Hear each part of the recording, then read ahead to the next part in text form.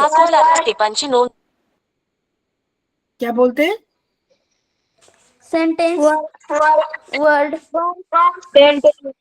Verb नहीं है बेटा, it is not a verb. क्या है ये? मतलब ये नाउन है, प्रोनाउन है, एडवर्ब्स हैं, एडजेक्टिव्स हैं, वर्ब्स हैं, क्या है ये? Adverb, pronoun ma'am, pronoun ma'am, pronoun pronoun नहीं बेटा।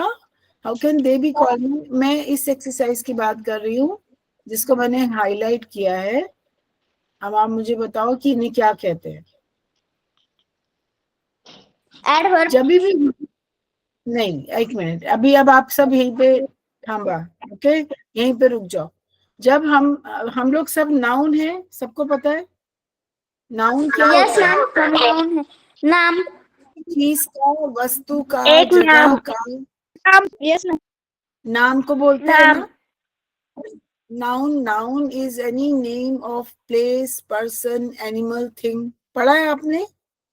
इंग्लिश में भी पढ़ा है, हिंदी में भी पढ़ा है। यस अगर मैम, हम उस नाउन को, अगर मैं बोलती हूँ it is a tall tree, it is a tall tree, तो यहाँ पर नाउन कहाँ है? ट्री,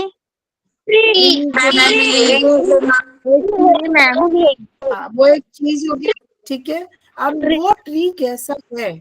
वो ट्री कैसा है? कैसा है बताओ? स्मॉल,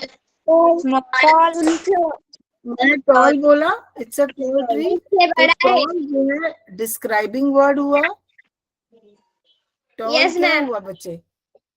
वो डिस्क्राइब कर रहा है, वो वर्णन कर रहा है, वो बता रहा है कि ट्री कैसा है, छोटा है, बड़ा है, लंबा है, ऊंचा है, क्या है ना। तो I said it is a tall tree. तो टॉल जो है डिस्क्राइबिंग वर्ड हो गया। डिस्क्राइबिंग वर्ड को हम इंग्लिश इसमें ग्रामर में कौन से पार्ट ऑफ स्पीच को रेफर करते हैं? बताओ, कौन से पार्ट ऑफ स्पीच को रेफर करते हैं? हम कौन से पार्ट ऑफ स्पीच की बात करते हैं जब हम किसी भी नाउन को डिस्क्राइब करते हैं कि वो कैसा है? तो क्या होता है बेटा वो? What is it called? Pronoun ma'am, नहीं बेटा, अगर हम नाउन में, जैसे हम नाम बोलते हैं ना, जैसे जैसे मैं हूं वंदना, ठीक है। अगर आप वंदना की जगह बोलो शी, ठीक है, तो शी प्रोनाउन होगा, शी प्रोनाउन होगा। और वंदना जो है नाम है, तो वो नाउन हो जाएगा, राइट? ठीक है। लेकिन यस मैम, अगर कोई शब्द मेरे बारे में बताता है, मेरे बारे में बताता है, तो हम उस शब्द को कौन से पार्ट ऑफ स्पीच कहते हैं? ग्रामर के 8 पार्ट्स ऑफ स्पीच होते हैं, वो कौन सा पार्ट ऑफ स्पीच है? जब हम किसी भी चीज को डिस्क्राइब करते हैं, अगर मैं कहती हूँ it is a blue pen which is in my hand, it's blue, okay. So blue का मतलब क्या हुआ? पेन तो नाउन हो गया, पेन नाउन हो गया। यस मैम, लेकिन कैसा पेन है, कैसा पेन है, कैसा पेन है? ये ब्लू, ठीक है, ब्लू इन, ठीक है। तो वो डिस्क्राइब कर रहा है इसको, it is describing the pen, है ना। और उसको हम डिस्क्राइबिंग वर्ड्स को हम ग्रामर की भाषा में क्या कहते हैं?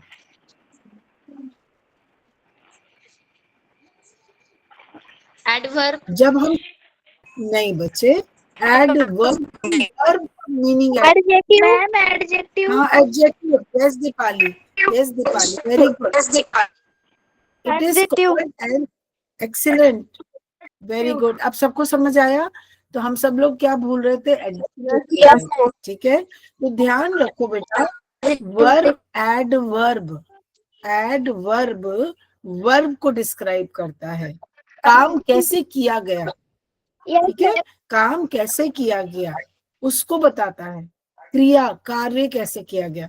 और एडजेक्टिव हमेशा नाउन, संज्ञा को बताता है कि वो कैसा है, वो कैसा है। ठीक है? Yes, ma'am. Yes, तो ma'am. अगर मैं Okay, ये ma'am. बोलती हूँ it is wonderful, super, very well, beautiful, divine, ये जितने शब्द आपकी पुस्तक में, आपकी बुक में सामने लिखे हुए हैं, तो मैं किसी नाउन को डिस्क्राइब कर रही हूँ, मैं किसी नाउन के बारे में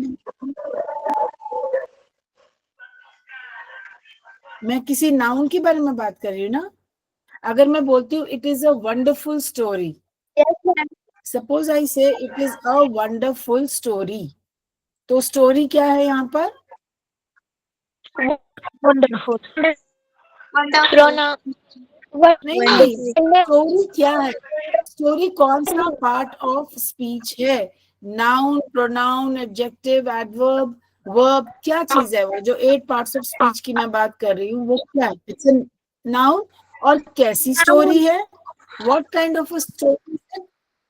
हाँ, Verb. Noun. Wonderful, wonderful.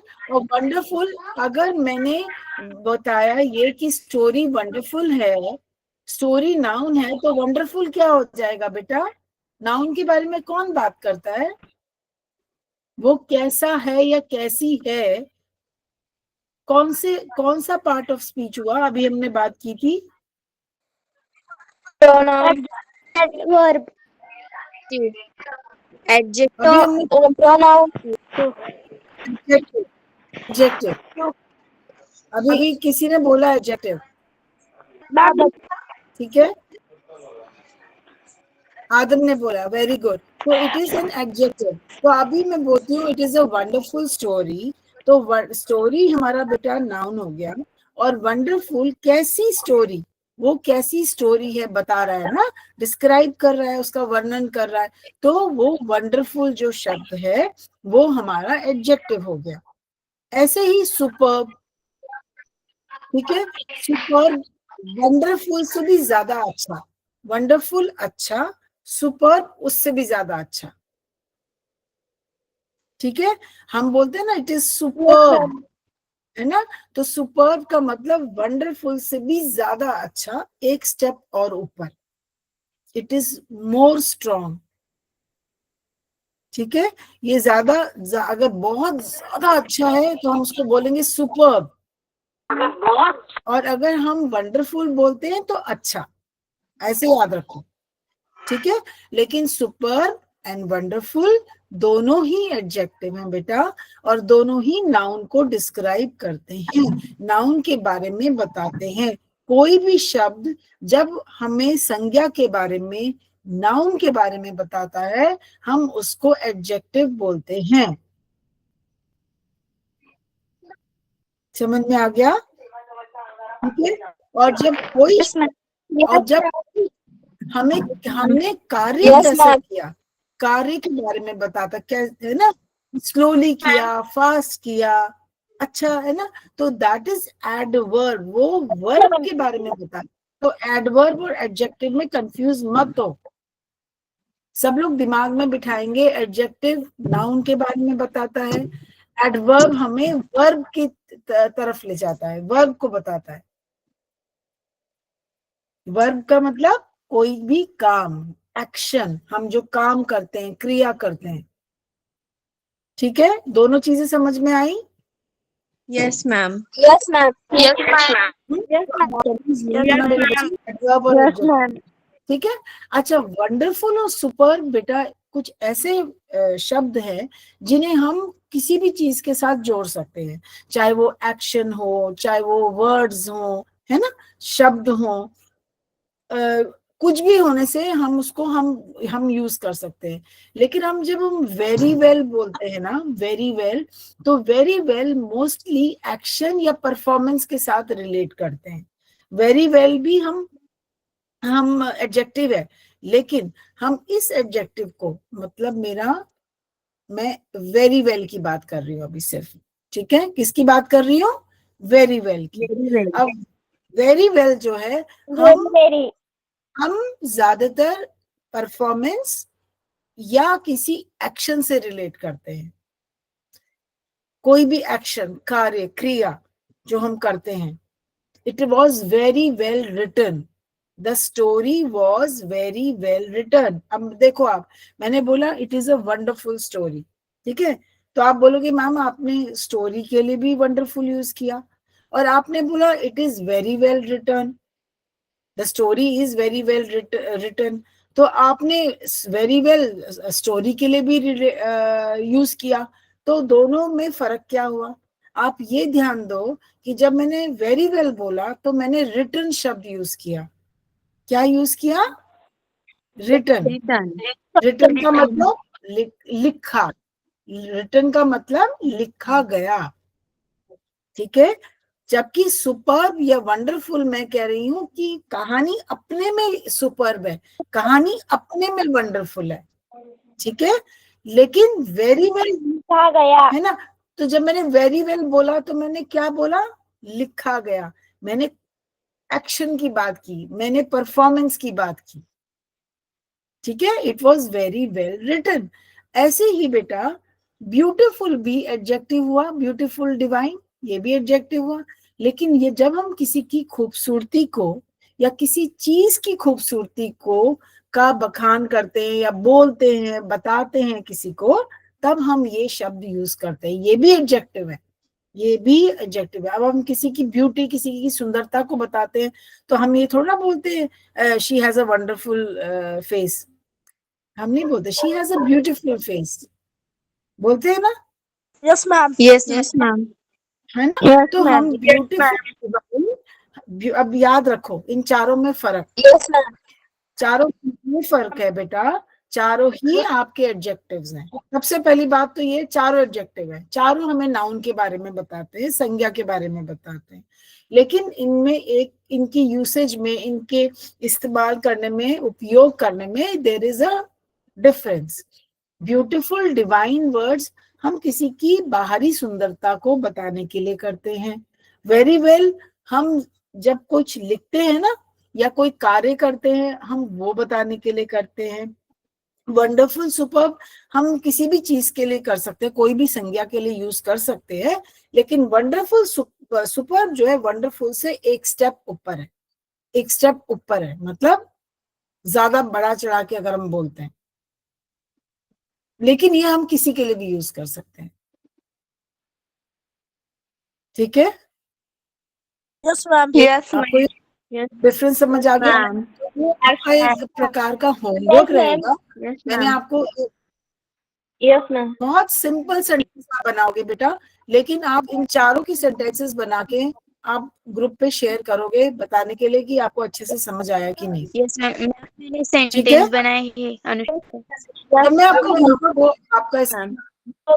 हाँ तब मैं अपने सेंटेंसेस भेजूंगी, ठीक है, समझ गए बेटा। तो ये आपका क्वेश्चन नंबर 1 आपके Okay, किताब ma'am. में यस लिखो। Ma'am. Yes. Yes, ma'am. Question number 1 is your homework, यहाँ पे मार्क कर लो, ठीक है। अब हम आए क्वेश्चन नंबर 2 पे। From the story make a list of words related to music. संगीत से रिलेटेड जितने भी शब्द यूज हुए हैं, हाँ उपयोग हुए हैं आपके पाठ में, आपके लेसन में, you have to enlist them, ठीक है। एनलिस्ट का मतलब यहाँ पे लिखना है। तो कोई मुझे बताएगा? Let's go to the lesson.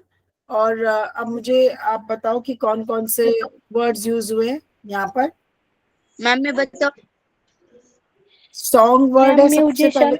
तो प्रीति मैम म्यूजिशियन। मैम मैं बताऊँ Pratik. Very good, music good, music. राग हाँ बताओ। से गुरु पूरा सिंगिंग। राग गुरु म्यूजिक राग वॉइस राग म्यूजिशियन सिंगिंग फीलिंग एंड नहीं, राग गुरु हो गया, गुरु हो गया, गुरु यस वो भी हो सकता है, बिल्कुल हो सकता वॉइस है। और क्या हो सकता है बेटा? सिंग स्ट्रेन, ये वाली देखो, tanpura, strain, tanpura strain, sings teacher teacher नहीं बेटा, ठीक आप गुरु बोल चुके हैं ना, तो music not repeat them. Guru ji music world भी है, म्यूजिक वर्ड भी गुरु है, जी स्ट्रेन्स भी है, और राग भी है, तानपुरा है, म्यूजिक है, और क्या हो सकता है? वॉइस गुरु जी और डिवाइन बताइए। गुरु जी अच्छा, गुरुजी डिवाइन भी कर सकते हो, और Music. यहाँ पे सिंग वर्ड है, सॉन्ग वर्ड है, सॉन्ग्स वर्ड है, सिंग Voice. या और हाँ yes voice very good, voice भी है। तो आप समझ गए, आप समझ गए। अब आप ये सारे शब्द निकाल के यहाँ पे लिख सकते हो। 8 वर्ड्स आपको लिखने हैं, एनी 8 वर्ड्स, राग, तानपुरा, स्ट्रिंग्स, सॉन्ग्स, म्यूजिशियन, है ना। आप यहाँ पे मैम। लिख लोगे ना, ठीक है, ग्रेट, वेरी गुड। अब आया हु सेड, ये question, who said to whom and when and why. Who मतलब किसने, किससे कहा, whom किससे कहा, व्हेन मतलब कब, और व्हाई मतलब क्यों। तो then I must have him sing in my court, then I must have him sing in my court, किसने बोला था?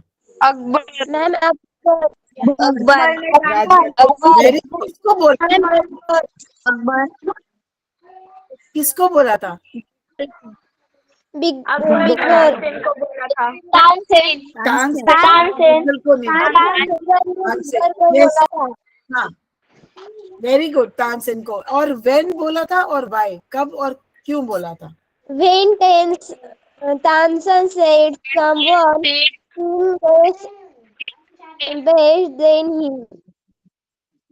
He decided to, he wanted to listen to the music, कब, किसका, किसका म्यूजिक सुनना चाहता था? मैम मैं बता रही हूँ. मैम तानसेन। हाँ प्रीति बोलो। तानसेन। तानसेन का नहीं, तानसेन का गुरुजी का। हाँ ये कौन, यहाँ पे ये कौन, Yes, संत हरिदास। संत हरिदास। Yes, उनको गाना सुनना चाहता था।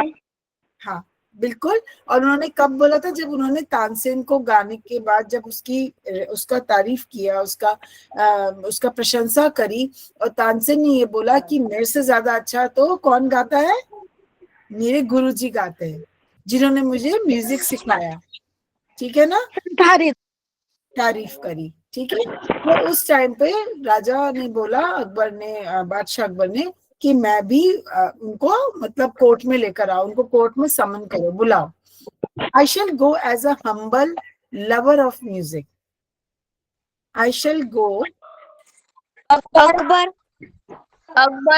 अकबर ने तानसेन को बताया. Akbar ma'am. Very good. Akbar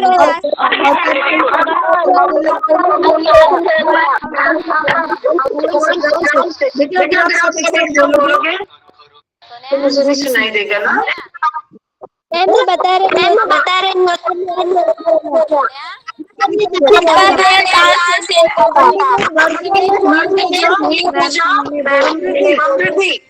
समृद्धि आप बताओ मेरे को।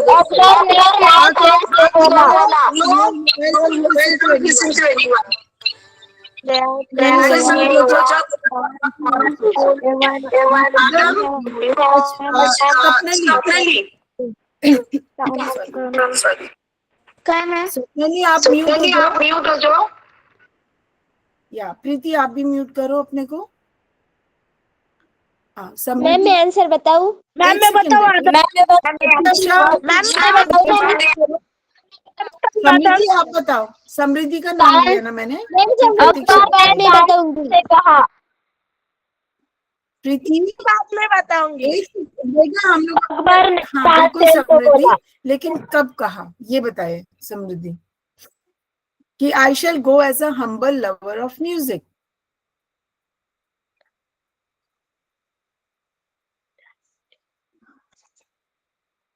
मैम मैं बताऊँ प्रीति. ओके प्रीति आप बता दो, एक सेकेंड प्रीति आप बताओ, बताओ बेटा। When Tansen told were about the music, the old man singer. when he told him about his गुरुजी, तो उसपे इन्होंने ये क्यों कहा, I shall go as a humble lover of music. Let's go to the lesson first page पे आ जाओ lesson के। यहाँ पे गुरुजी ये क्यों बोला गुरुजी ने? Then I must have him sing in my court के बाद उन्होंने ये बोला क्यों यहाँ पे कि I shall go as a humble lover of music. ये रहा, मैं हाईलाइट कर रही हूँ। अब बताओ मुझे आप इसके पहले के वर्ड्स पढ़ो।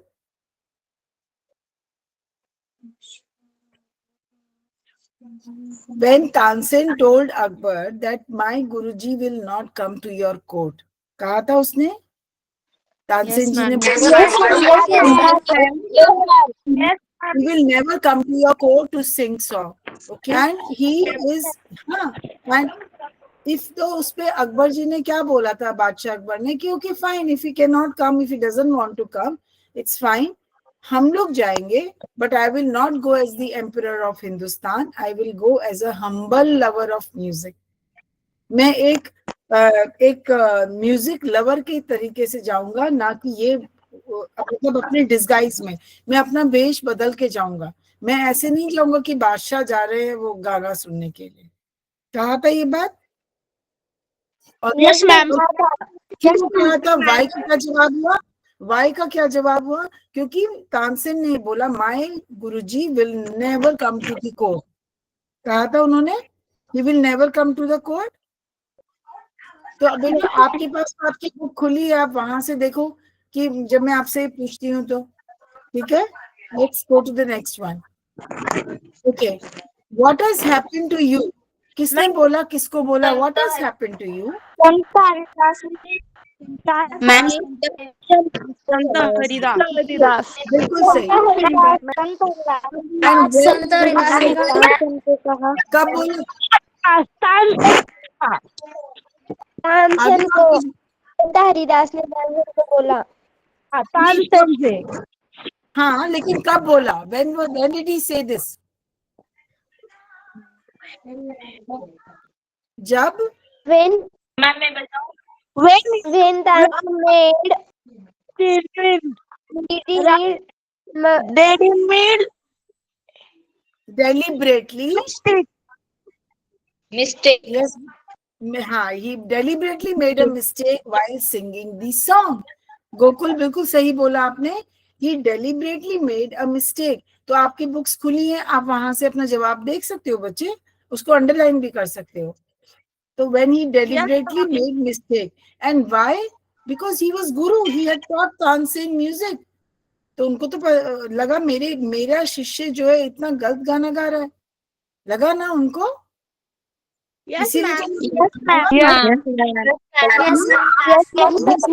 सेकेंड पेज पर आपके उस पेज पे जिस पे लेसन खत्म होता है वहां से आप इसका जवाब लेके लिख सकते हैं। How can I expect my music to be so beautiful and divine? ये किसने किसको बोला?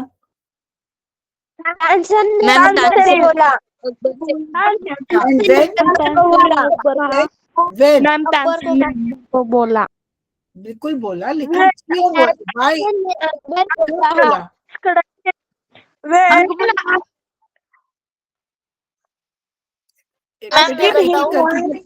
Let's respect each other. अगर एक जना बोलता है तो दूसरा नहीं बोलेगा बीच में। मैं बता रही हूँ प्रीति, मैं बताऊँ आपको जवाब दे दिया। मुझे बताना है। 1 मिनट। स्वप्नली आप बोलो, स्वप्नली आप बोलो, आप बीच बीच में बोले जा रहे हो बेटा। स्वप्नली आप बोलो ये वाला जवाब। कितने नंबर वाला मैम? 4th वाला। ये Akbar asking Tansin why he can't sing like his guru. Yes, why he can't? और नहीं लगाना है। Can't he sing like his guru? ठीक है? डबल आ रहा है। And why? क्यों कहा? मैम आपकी आवाज डबल आ रही है। देखिए मेरी आवाज डबल इसलिए आ रही है क्योंकि कहीं पे जो है 2 डिवाइस लगा रखे हैं और वो वहीं से वो जो है लूप बनता जाता है। अगर बाकी लोग म्यूट पे रहें और जिससे मैं नाम लेती हूँ वो जवाब दे तो ये लूप नहीं बनेगा। ठीक है, अब मुझे जवाब चाहिए वाई। स्वप्नली आप आई थिंक प्रतीक्षा को वो नहीं मिला चांस। प्रतीक्षा बेटा आप बताओ मुझे क्यों बोला था ऐसे? राजा ने, आई मीन बादशाह अकबर ने, व्हाई डिड ही से दिस टू तानसेन? वेन का तो जवाब दे दिया स्वप्नली ने, अब वाई का आप दो प्रतीक्षा। नो प्रीति वेट, अब प्रतीक्षा आप अनम्यूट हो। मैम प्रश्न कौन सा है? जो मैंने हाईलाइट किया हुआ है,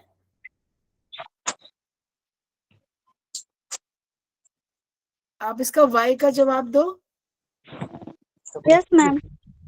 When Akbar praised his healthy singing the musical Humber lover explained that the music could be the music Humber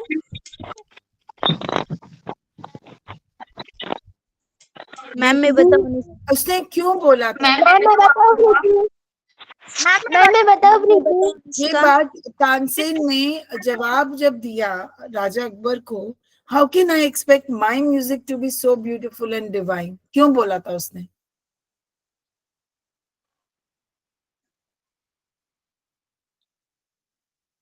जब राजा ने ये बोला ना कि why can't you sing as well as your, as beautifully as your guru, तो उसने ये जवाब क्यों दिया था? गोकुल आपने हैंड रेज किया, आप बताओ, अनम्यूट करो अपने को गोकुल। हाँ जी बताओ बेटा।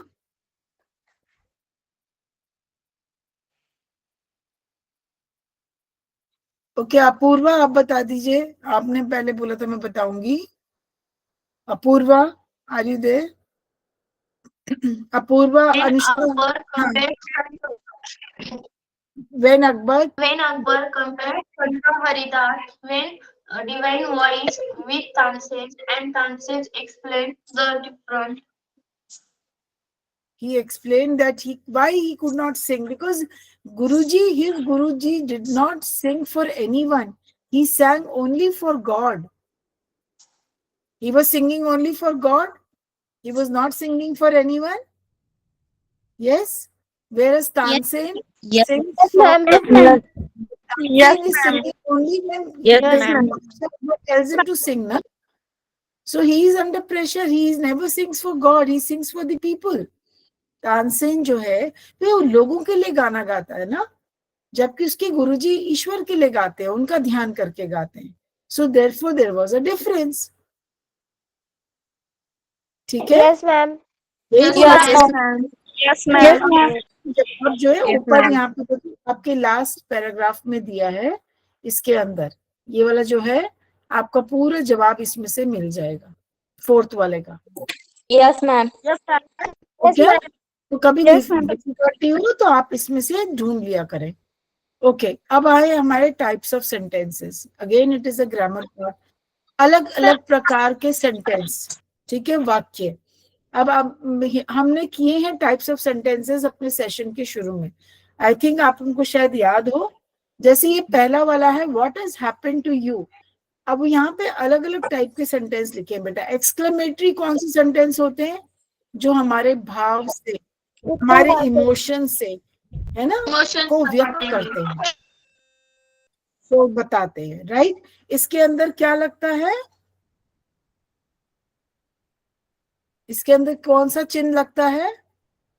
उद्गारवाचक। यस, उसके अंदर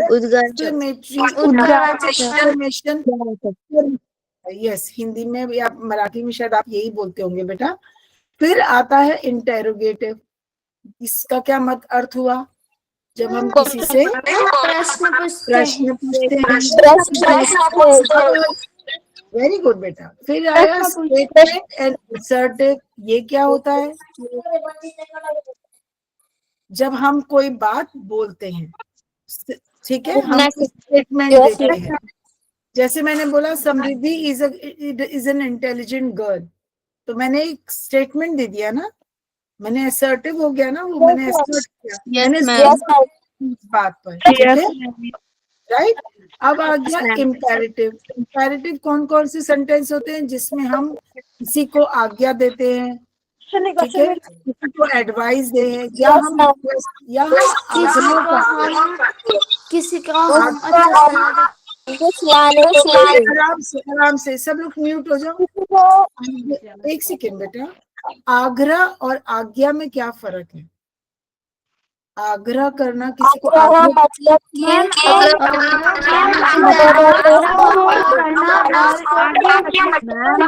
एक बात बताओ, मुझे कैसे समझ आएगा?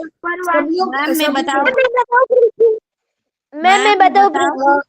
एक सेकेंड, मैं अनुष्का आप बताओ, अनुष्का आप बताओ, लेट मैं अनुष्का अनुष्का को बाद में बताऊंगी। प्रीति बाद में बताना बेटा।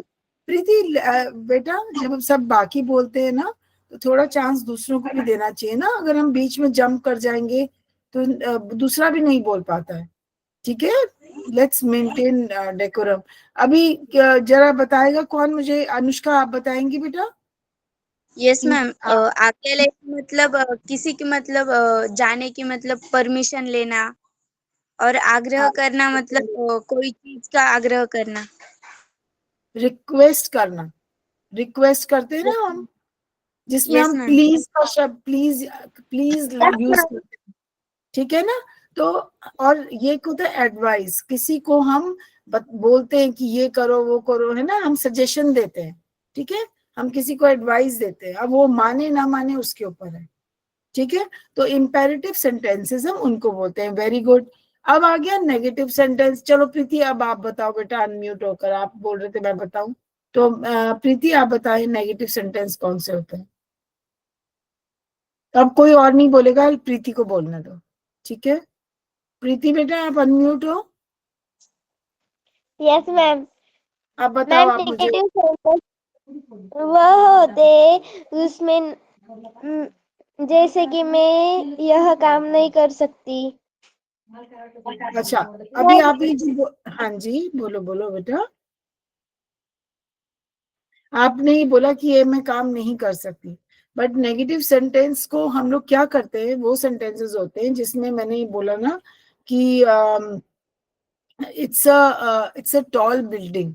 ठीक है, मेरा सेंटेंस हुआ इट्स अ टॉल बिल्डिंग। तो अगर हम उसको नेगेटिव में डालते हैं ना, तो हम ये नहीं बोलते it's not a tall building, तो सेंस ही बदल गया। सो विदाउट चेंजिंग सेंस अगर हमने करना होता है ना, तो हम टॉल का ऑपोजिट लगा देंगे। क्या लगा देंगे? टॉल का ऑपोजिट क्या होता है? टॉल का ऑपोजिट शॉर्ट। सो हम ये बोलेंगे it is not a short building. अगर हमने उसको नेगेटिव बनाना है without changing the sense of the sentence, अगर हमने किसी वाक्य का सेंस नहीं चेंज करना, ठीक है, उसका मतलब नहीं चेंज करना, हमने उसमें ना तो लगाना है, हमने नॉट तो लगाना है, लेकिन हमने उसका मतलब नहीं चेंज करना बेटा। Without changing the sense, without changing the meaning of the sentence. तो हम क्या करते हैं बेटा ऐसे सेंटेंसेस में, जो उसके अंदर जो डिस्क्राइबिंग, जैसे वर्ड था टॉल है, तो मैंने टॉल का ऑपोजिट क्या हो गया? शॉर्ट हो गया। तो जब मैं बोल रही हूँ कि it is not a short building, तो नॉट तो लगा दिया मैंने, नॉट तो लगा दिया क्योंकि नेगेटिव सेंटेंस है। लेकिन ये कह के कि ये छोटी बिल्डिंग नहीं है, नॉट अ शॉर्ट बिल्डिंग, मैंने क्या कह दिया? It is a tall building, है ना? मैंने ये भी कह दिया, मैंने नॉट भी लगा दिया। तो नॉट लगाने के लिए हम मोस्टली डिस्क्राइबिंग वर्ड का ऑपोजिट यूज करते हैं। ठीक है, राइट? लेकिन यहाँ पर आपका this is one of the types. ठीक है, जो हम अलग अलग टाइप के सेंटेंसेस करते हैं, उसमें ये भी एक टाइप होता है जिसमें आप सेंटेंस को नेगेटिव बनाते हो without changing the sense, without changing the meaning of it. अगर हमने ये कह दिया कि it is not a tall building, तो सेंटेंस का मतलब ही चेंज हो गया, but we don't have to change the meaning. So without changing the meaning अगर करना है तो, और नॉट लगाना है, तो हम उस टॉल का ऑपोजिट ढूंढ लेंगे। तो टॉल का शॉर्ट हो गया, ठीक है, और हमने उसमें नॉट लगा दिया, तो हमने अपनी बात भी कह दी और ये सेंटेंस नेगेटिव भी हो गया।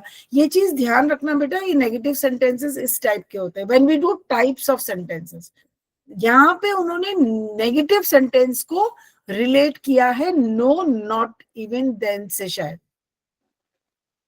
उन्होंने नेगेटिव सेंटेंस को यहाँ पर, क्योंकि और कोई सेंटेंस ऐसा दिया नहीं है, तो उन्होंने नो नॉट इवन देन को नेगेटिव से रिलेट कर दिया है। ठीक है, take me to him, take me to him क्या हुआ?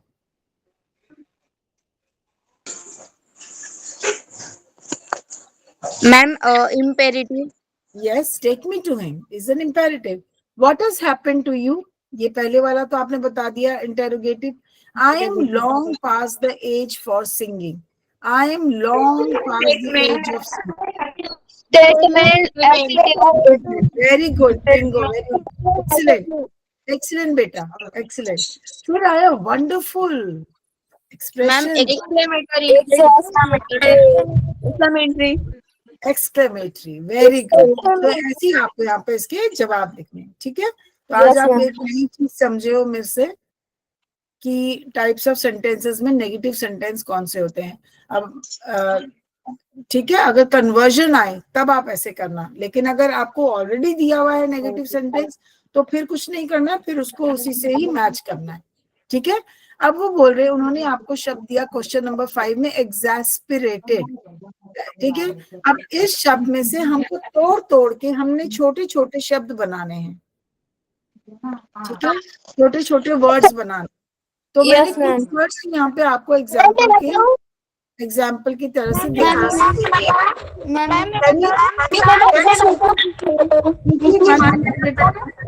स्वप्नली एंड प्रीति, बेटा आप दोनों प्लीज, जब मैं नाम लेती हूँ ना बच्चा, तब आप बोला करो।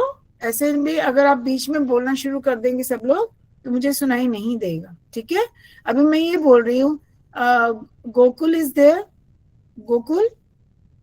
Yes ma'am. आप इसको जो मैंने अभी हाईलाइट किया, एक सेकेंड रुको, ये वाला जो मैंने बॉक्स के अंदर हाईलाइट किया, क्या ये वर्ड्स आप पढ़ के सुनाओगे सबको?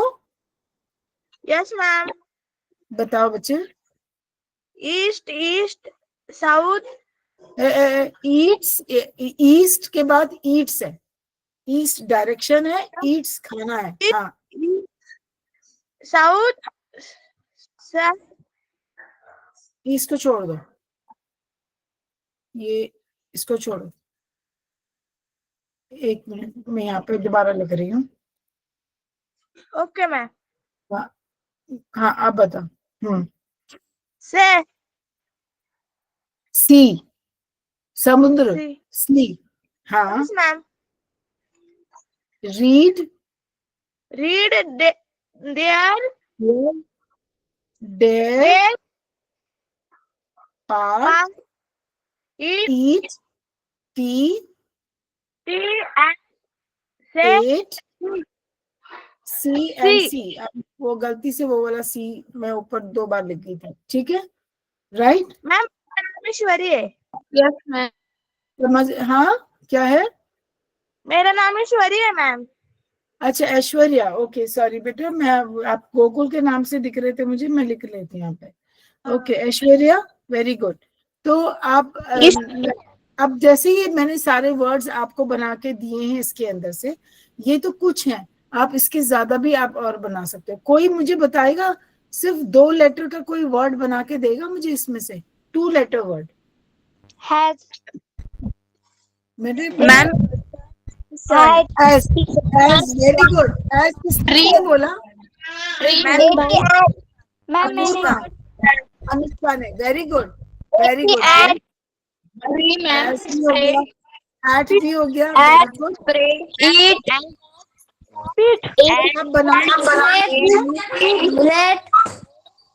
Very good.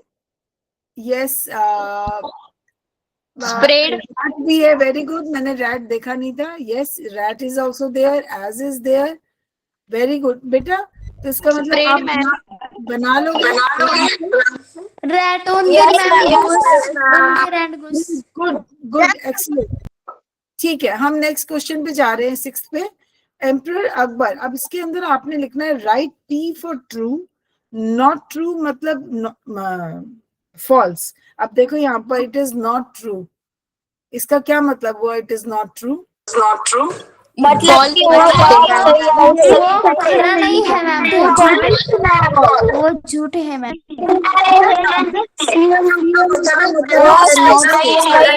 कैन नॉट से ma'am.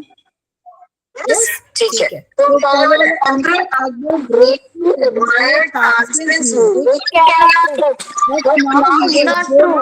Not true ma'am. It's not true. Okay. Akbar was arrogant. All his subjects to obey his command. Not true ma'am. Not true.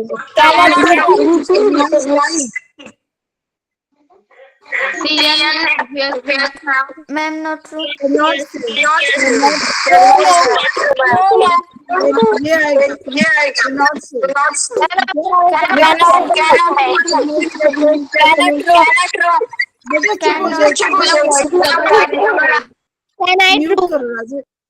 हाँ, उसके बाद in spite of being a great singer, Tansen continued to make a deliberate mistakes. Any effort Very good.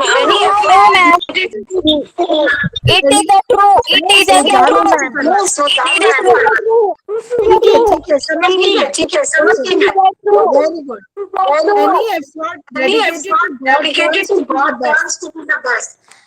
Ma'am, true. Cannot say ma'am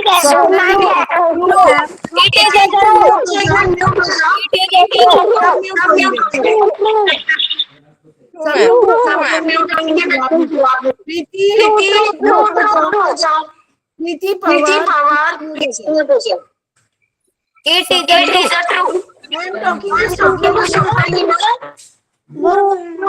बेटा बीच में I know I understand your excitement, आप लोगों को जवाब मालूम है, बट प्लीज आप बीच में ऐसे मत बोलो। स्वप्नली आपने बोला था कैन नॉट से, मैंने सुना था, ठीक है।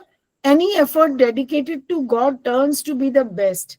तानसेन ने यही कहा था ना कि वो मेरे गुरुजी जो है वो ईश्वर के लिए गाते हैं और मैं आप लोगों के लिए गाता हूँ, आप लोगों के कहने पे गाता हूँ, ठीक है। तो अगर हम ईश्वर के लिए, भगवान के लिए कोई भी कार्य करते हैं, मन से करते हैं ना, तो हमेशा अच्छा ही होगा। वो तो किसी के दबाव में नहीं करते हैं। तो आपने कैन नॉट से क्यों नहीं बोला? कैन नॉट से नहीं होगा ना, it will be true. It is a true ma'am, है ना। तो अब मैं आपको यही बताऊं, तो बेटा अगर आप सारे अनम्यूट होके बीच में बोलोगे तो जिस बच्चे ने गलती करी है मैं उसको कैसे समझाऊंगी? ठीक है, okay. Now discuss and write briefly. What would happen if the Emperor Akbar would summon Sant Haridas? ये would लगाया है। would का मतलब क्या होता है बेटा? would का मतलब आप ऐसी चीज जो हुई नहीं है पर अगर होए तो, ठीक है ना। Something which is not happened but if it takes place, if लग जाता है, अगर ऐसा हो तो हम उसमें would का यूज करते हैं, ठीक है। तो अगर अकबर ने संत हरिदास जी को बुलाया होता अपने कोर्ट में तो क्या होता?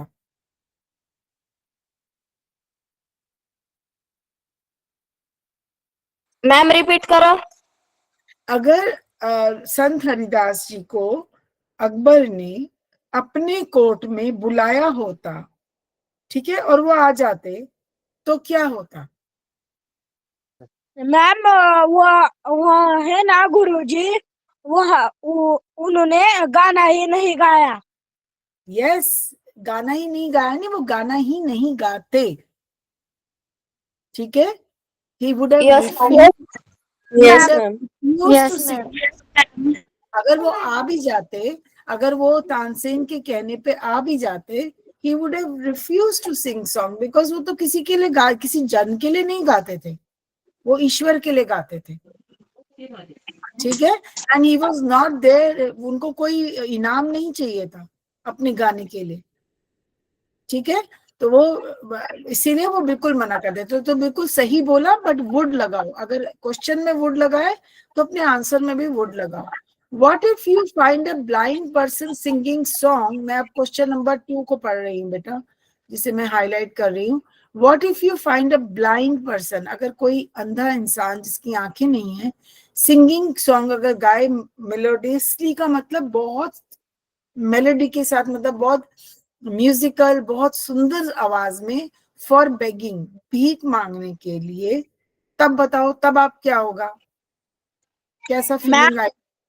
मैम हमें उठा हम पकड़ के लेकर पे लाऊंगा और उनकी वीडियो रिकॉर्ड करके मैं यूट्यूब पे, इंस्टाग्राम पे, ऐसे बहुत सारे मीडिया पे डालूंगा और उस पे कमेंट्स और सब्सक्राइब आ गए तो उस उनको पगार भी चालू हो सकती है। ओह वेरी गुड आदम। और कोई कुछ बता सकता है? अगर कोई जिस जो कि मतलब नहीं देख सकता, अगर वो मम्मी अब मैं बताऊँ आपको का? अच्छा मैम बनेगा। हमको हाँ बोलो आश्चर्य पूर्वा। लगेगा कि वो मैं उस That he is singing so मैं उस व्यक्ति की melodiously. सहायता हाँ करूंगी, हाँ। और जैसे उसे खाना What पैसा help would जरूरी you सामान देंगे, render? ताकि आप उसे क्या हेल्प दे सकते हो? आप क्या करोगे? आप अब ऐसी सिचुएशन में आप क्या करोगे? आप सिर्फ मैं उसको उस व्यक्ति को सहायता करूंगी, हेल्प करूंगे, जैसे कि हम हेल्प उसे करेंगे खाना मैम उन्हें। पैसा Yes, या जरूरत का सामान दूंगी। करेंगे। ठीक है, तो आप लोग जो है, या हम इग्नोर तो नहीं करेंगे, हम अप्रिशिएट करेंगे, नो है ना? मैम। अगर हम उसकी हेल्प कर सकते हैं किसी तरीके से, जैसे कि अभी आदम शेख ने बोला बहुत अच्छे से कि हम उसका गाना रिकॉर्ड करके यूट्यूब पे डाल देंगे। आदम के आई मस्ट रियली अप्रिशिएट आदम, आपने बहुत अच्छा जवाब दिया बेटा, और अपना एक ओरिजिनल जवाब दिया, अपना सोच के, मतलब बड़ा मतलब इट इज नॉट कि he is been influenced by any other thing. तो बहुत अच्छा जवाब दिया है। तो ऐसे ही सोच के देखो, यहाँ पे ये जो क्वेश्चंस है ना दोनों बेटा, ये तो मतलब they are not related to your this particular question is not related to your lesson.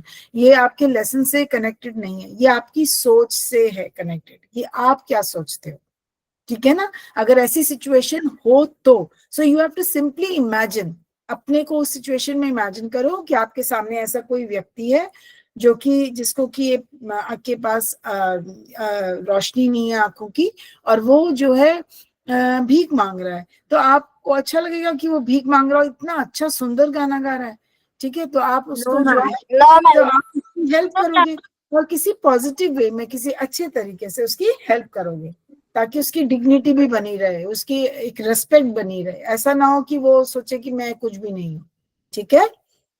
Yes ma'am. ठीक है। यस अब मैम। हम नेक्स्ट क्वेश्चन पे आते हैं।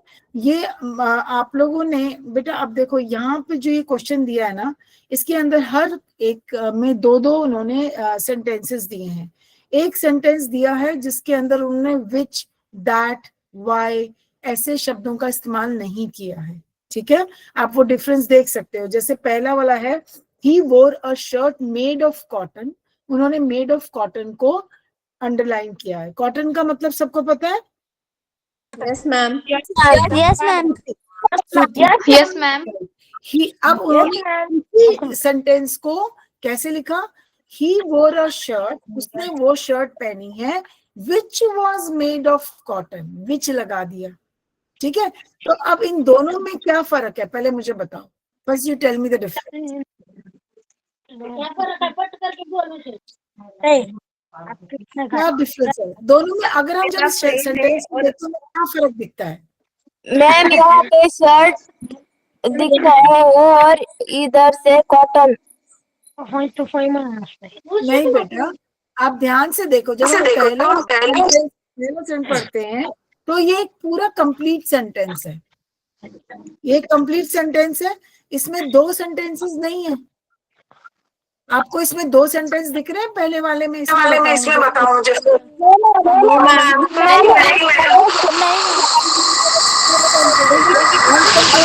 मैम which and was नहीं है। Very good. और यहाँ पे विच वॉज मेड ऑफ कॉटन में कितने सेंटेंसेस हैं? दो सेंटेंस। Very good. तो जब बेटा हमने इसको अंडरलाइन किया, मेड ऑफ कॉटन को, तो ये हमारा एक कंप्लीट सेंटेंस का पार्ट है, पोर्शन है, ठीक है? इस कंप्लीट सेंटेंस का हिस्सा है, समझ रहे हो? Sentence ma'am. का हिस्सा। तो जब हम किसी सेंटेंस, सुनो ध्यान से, सब लोग म्यूट हो जाओ। जब हम किसी सेंटेंस के हिस्से को अंडरलाइन करके बात करते हैं तो वो फ्रेज होता है। क्या होता है बेटा? किसी भी सेंटेंस का कोई एक हिस्सा फ्रेज होता है, और फ्रेज कभी भी पूरा मीनिंग सेंटेंस का, उस वाक्य का क्या अर्थ है, उसको डिलीवर नहीं करता, वो उसके बारे में नहीं बताता। समझ गए? Yes ma'am. क्योंकि उसमें सब्जेक्ट नहीं है, उसके अंदर सब्जेक्ट नहीं है, उसके अंदर हमें ये नहीं मालूम है कि वो किस चीज की बात कर रहा है। अगर मैं ऐसे बोलती हूँ मेड ऑफ कॉटन, तो आप बोलोगे मैम मेड ऑफ कॉटन क्या? अगर आपको ये सेंटेंस नहीं पता, ठीक है, आपको ये सेंटेंस नहीं पता, ही wore a shirt made of cotton, मैंने आपको ये सेंटेंस पूरा नहीं दिया, आप उस तरफ देखो ही मत, और मैं सिर्फ आपको देख के कह रही हूँ मेड ऑफ कॉटन, तो आपके दिमाग में क्या प्रश्न उठेगा? What ma'am, what are you talking about? कहोगे ना ma'am what are you talking about, आप किसके बारे में बात कर रहे हो, है ना? मेड ऑफ कॉटन क्या? जब हमारे दिमाग में ये प्रश्न उठता है क्या चीज, किसकी बात हो रही है, वो तो एक हिस्सा है सेंटेंस का, वाक्य का एक पार्ट है ना? तो हम उसको फ्रेज बोलते हैं। लेकिन तुरंत इसके बाद आप दूसरा देखो, बी पार्ट, उसके अंदर उसने बोला ही वोर अ शर्ट, उसने वो शर्ट पहनी है जो कि कॉटन की बनी है, which was made of cotton. तो आपको यहाँ पे पता चल रहा है कि वो एक ऐसी शर्ट उसने, यहाँ पे आपको दो सेंटेंस दिख रहे हैं, हालांकि जो दूसरा सेंटेंस है वो पहले वाले पे अपने को, अपनी मीनिंग को पूरा करने के लिए उस पर डिपेंड कर रहा है। Which was made of cotton, अगर एक सेंटेंस हम ले रहे हैं तो अगर वो अपनी मीनिंग को, अपने अर्थ को पूरा करने के लिए किसके ऊपर डिपेंड कर रहा है? He wore a shirt, he wore a shirt. अगर मैं सिर्फ बोलती ही वोर अ शर्ट तो समझ में आता है? It's complete?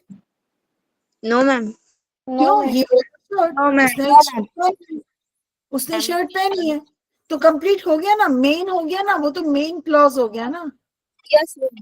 अगर मैं ये कहती हूँ विच वॉज मेड ऑफ कॉटन, उसने वो शर्ट पहनी है जो कॉटन की बनी है, तो विच वॉज मेड ऑफ कॉटन अपनी पूर्ति के लिए, अपने अर्थ को पूरा करने के लिए किस पे डिपेंड कर रहा है? पहले सेंटेंस पे। हालांकि वो सेंटेंस है, लेकिन अपने अर्थ को पूरा करने के लिए वो मेन क्लॉज पे डिपेंड कर रहा है, मेन सेंटेंस पे डिपेंड कर रहा है, ही वोर अ शर्ट। तो हम इसको क्लॉज बोलते हैं। इन्हें क्या बोलते हैं हम? क्लॉज।